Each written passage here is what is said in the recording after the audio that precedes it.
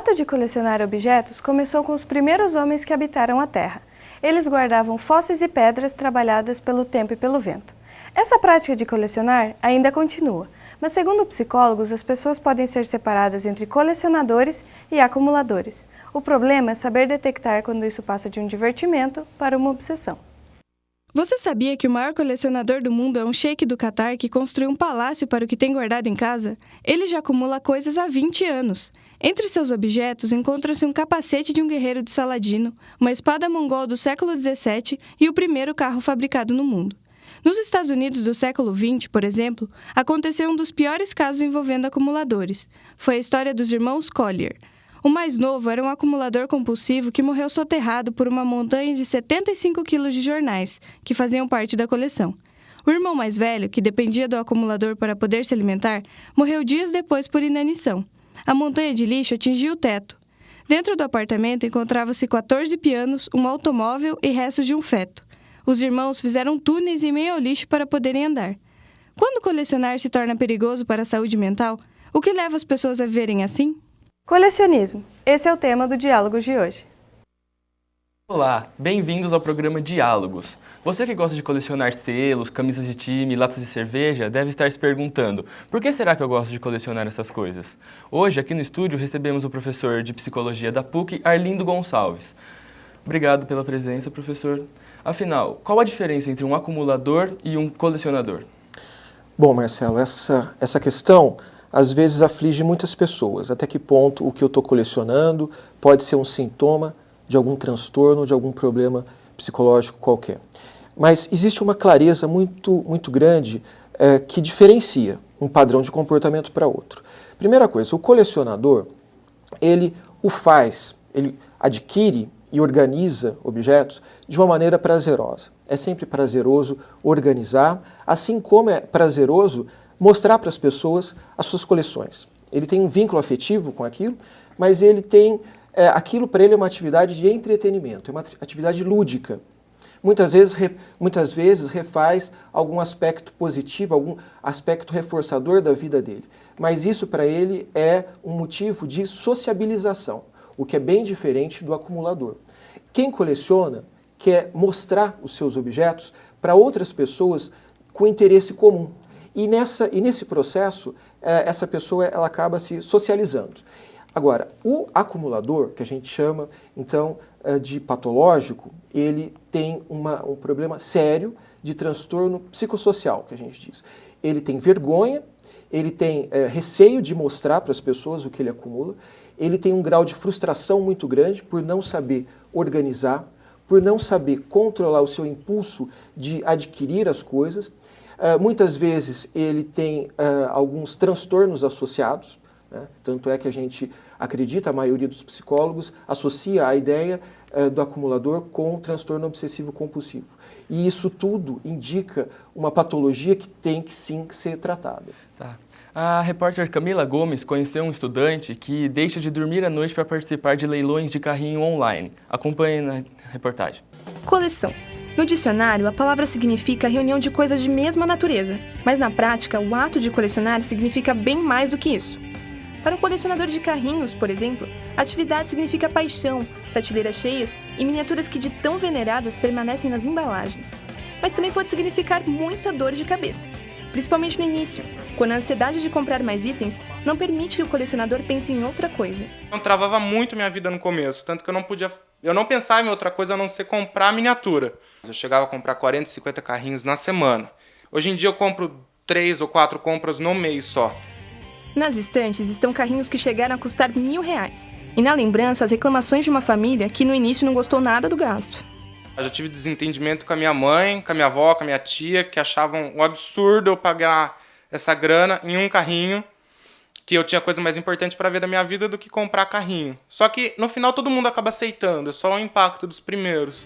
Mas, por outro lado, a coleção de miniaturas foi a solução para aproximar pai e filho. Sempre tive uma distância do meu pai. E o Hot Wheels aproximou muito a gente no começo. Então a gente começou a se dar melhor, tanto que hoje a nossa convivência é bem melhor do que antes. E nem foi preciso muito tempo para a coleção render tanta história. O Heitor começou a coleção no ano de 2007, com esse carrinho aqui, um Chevrolet Bel Air. 5 anos depois, a coleção já ultrapassa 1.500 miniaturas. O preço ultrapassa a casa dos 30 mil, mas o valor sentimental é inestimável. Eu pretendo passar para os meus filhos, mas é uma coisa que eu já discuto aqui em casa. Até a criança ter uns 15 anos de idade, eu nem vou deixar tocar. Porque é uma coisa muito cara e com muito valor sentimental para mim. Que a maioria das compras eu ainda lembro porque eu comprei e como eu comprei. E se o assunto é se desfazer da coleção, nada feito. Apenas algumas trocas são permitidas. Tem alguns carrinhos que eu ainda trocaria. Mais da metade, menos da metade? Não dá 10% do que tem. Quais os motivos que levam uma pessoa a se apegar tanto a um objeto que ela não consegue pensar em outra coisa?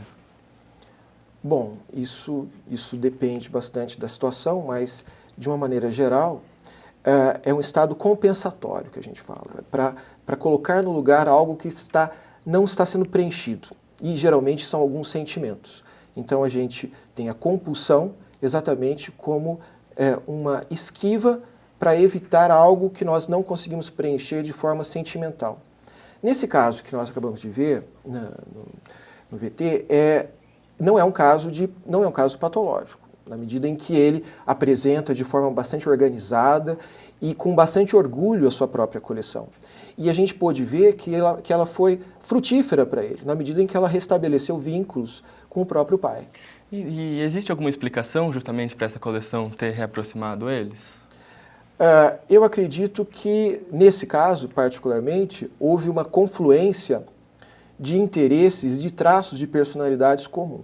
Ou seja, tanto o pai quanto o filho, eles apresentam eles convergem para o mesmo grau de interesse. Eu acho que deve ter sido isso que aconteceu. No próximo bloco, vamos conhecer a história de Andressa Leite. Ela coleciona bastante coisas, entre elas até pedras. O Diálogos volta já.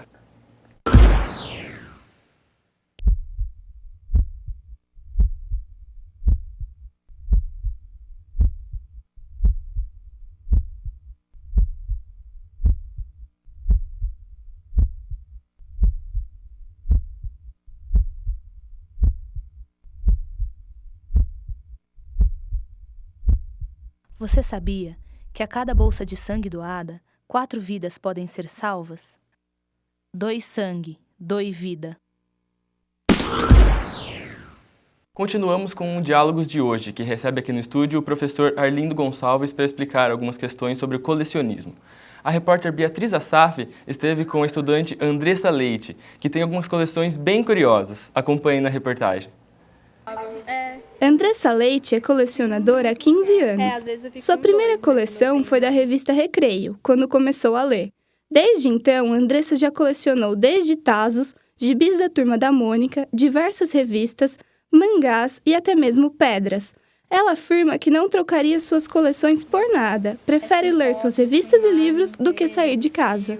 Hoje em dia, a maior paixão dela como colecionadora são os livros. Andressa diz que lê sempre que consegue, aos finais de semana, antes de dormir e no ônibus vindo para a universidade. Além disso, ela diz que ainda não conseguiu ler todos os livros que comprou ultimamente. Andressa, quando você decidiu começar a colecionar livros?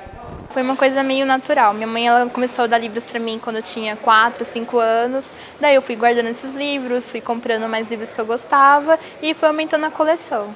Quantos livros você tem em média? Então, eu nunca parei para fazer a contagem correta, porque eu gosto muito de emprestar livro também. Então, tem vários livros por aí com as pessoas que eu empresto. Mas mais ou menos de 250 para cima.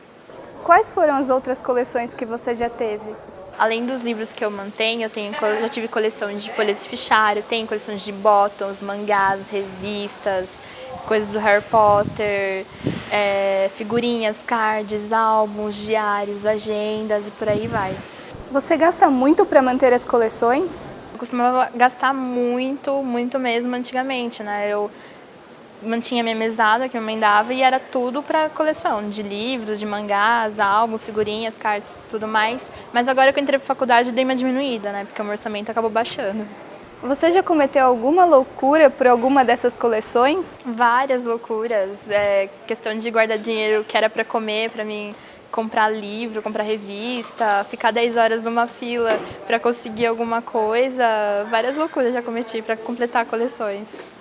Alguma outra pessoa da sua família também já teve o hábito de colecionar?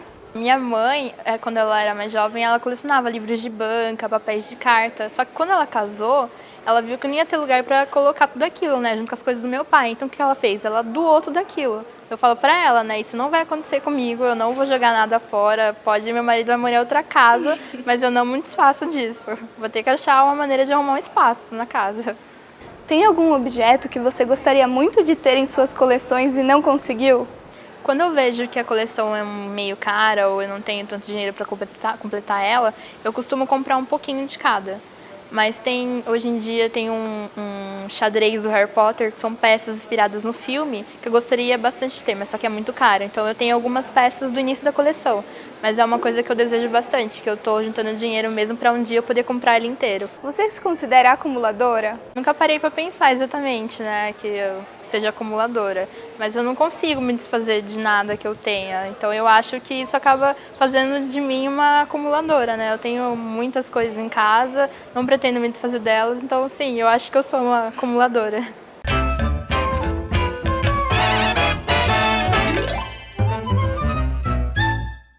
Vimos que a Andressa coleciona coisas bem diferentes entre si, como livros e pedras. Professor, é comum esse tipo de comportamento entre os colecionadores? Bom, a gente diferencia o colecionador de objeto, o colecionador de animais, isso em termos patológicos, né? Colecionador patológico de objetos, colecionador de animais, que é a chamada síndrome de Noé, é a mais difícil do prognóstico de tratamento, e também a síndrome de Diógenes, quando há um descuido excessivo com a higiene pessoal. Na questão dos objetos, eles começam, sim, por temas específicos, mas no caso do acumulador patológico, esse tema ele se generaliza, ele se abrange de forma indiscriminada, a pessoa começa a adquirir diferentes coisas com diferentes funções. Qual é a função? Uma função sentimental, que aquele objeto lhe causa algum prazer, seja na história de vida, a função instrumental, que aquilo ele acha que tem uma função, então é um livro que ele não pode deixar de ter porque ele acha que ele pode perder a memória, ou ele pode perder uma informação preciosa, ou uma função estética, que ele acha que é um objeto raro e que merece ser guardado. Todas essas funções elas são generalizadas. Certo. E no VT a gente viu que ela disse que nunca tinha pensado se era uma acumuladora. Pessoas que possuem esse problema normalmente não se enxergam desse jeito? Não se enxergam, é muito difícil levá-la a uma terapia. Geralmente essas pessoas elas chegam à terapia no caso de acumuladores, talvez não seja o caso dessa moça. Mas quando se chega à terapia, ou é levado, em raríssimos casos, pelo um declínio de qualidade de vida muito grande, sobretudo pelo retraimento social, ou por familiares, ou por sistema legal, né? No caso de custódia de filho e de problemas de ordem sanitária. Filmes e seriados também já trataram sobre esse tema. É o que a gente acompanha agora na reportagem de Cláudia Miller. Eu vou mostrar 3 exemplos de colecionadores que já estão passando do ato saudável de colecionar para o chamado colecionismo, que acontece quando a atividade começa a atrapalhar a vida social. O primeiro exemplo é da série americana The Big Bang Theory. Os 4 amigos da série são obcecados por brinquedos, revistas em quadrinhos e jogos de videogame. Nesse episódio, eles compram uma réplica da máquina do tempo usada no filme Jornada nas Estrelas. Depois de sofrer uma crítica da menina pela qual é apaixonado, que diz que ele já é um homem e por isso não deveria guardar brinquedos e gibis, Leonard, o rapaz de óculos, decide doar todas as suas coisas. Mas os amigos o impedem. Então ele ameaça abrir uma das caixas de um brinquedo, o que faria com que esse objeto perdesse todo o valor. A menina, depois, afirma que ele não deve doar suas coisas, pois isso é parte da personalidade dele. O que foi um alívio para Leonard, que não queria realmente perder seus brinquedos. Mas até que ponto é normal comprar brinquedos e nunca brincar com eles? O segundo exemplo é do filme O Virgem de 40 Anos, em que o protagonista se sente constrangido em mostrar para a namorada todos os brinquedos que possui em casa. Mas esses, com certeza, não são os piores estágios. O canal Discovery Home and Health está exibindo uma série que se chama Acumuladores, e lá está mostrando as consequências de uma acumulação descontrolada. Nesse episódio, nos é apresentado Jennifer, de 27 anos. Ela é casada e tem um filho de 3 anos.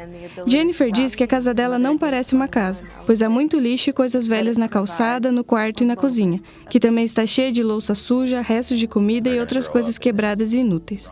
O marido de Jennifer, Ron, diz que ela é obcecada por comprar coisas e ele passou toda a vida acumulando objetos. Por causa desse comportamento, eles correm o risco de perder a guarda do filho, que, segundo Jennifer, nunca viu a casa de outro jeito. Mas apesar desse risco, nenhum dos dois diz ser capaz de mudar de hábito. Diante desse vídeo, ficam os questionamentos. Existe alguma razão psicológica para que colecionadores comprem objetos que nunca irão sair das embalagens? E é comum o colecionador sentir vergonha dessa mania? No caso do casal Jennifer e Ron, por que eles não conseguem mudar de comportamento, mesmo sabendo que correm o risco de perder a guarda do filho? Bom, em relação à primeira questão, ela não está tão associada ao acumulador patológico, ela está mais associada à oneomania, que é a compulsão de compra. E é um dos critérios para a gente identificar o oneomaníaco. São objetos que ele compra e não abre, não sai da embalagem. Quer dizer, geralmente são os familiares que descobrem isso no fundo de um armário, em algum lugar, vários objetos que foram comprados e não foram usados. Mas isso aí é uma compulsão diferenciada. Quimicamente, no cérebro, é uma compulsão diferenciada. A segunda questão está ligada a... sentir vergonha. Sentir vergonha. Isso é uma característica do acumulador patológico. Ele sente vergonha, ele não expõe, ele jamais estaria, por exemplo, num vídeo, a não ser como aquela série que apresenta, mas ele jamais estaria apresentando o seu mundo interno. O seu mundo privado, ele é cheio de fantasmas, ele é cheio de acúmulos e ele tem uma incapacidade de descarte muito grande. E ele jamais iria apresentar isso, por isso ele tem muita vergonha. Por isso ele tem muita vergonha de expor isso. E o que dificulta também o tratamento. Né? A terceira questão está ligada ao acúmulo invasivo dentro das próprias casas. Isso também é uma característica que ajuda no diagnóstico. Dada a incapacidade do descarte, você não consegue mais fazer o uso funcional do lugar onde você habita. E você não é capaz de mudar de lugar. Você tem que ficar naquele lugar. E isso tende a se agravar quando há perda de alguma pessoa da casa. Por exemplo, é muito comum o caso da viuvez. Quando a esposa falece, o acumulador, o marido, ele tende a acumular muito mais coisa e acaba a casa ficando inabitável. E o nosso Diálogos de hoje fica por aqui. Gostaria de agradecer ao professor que esteve aqui esclarecendo algumas questões e agradecer também a vocês que acompanharam o nosso programa. Até a próxima!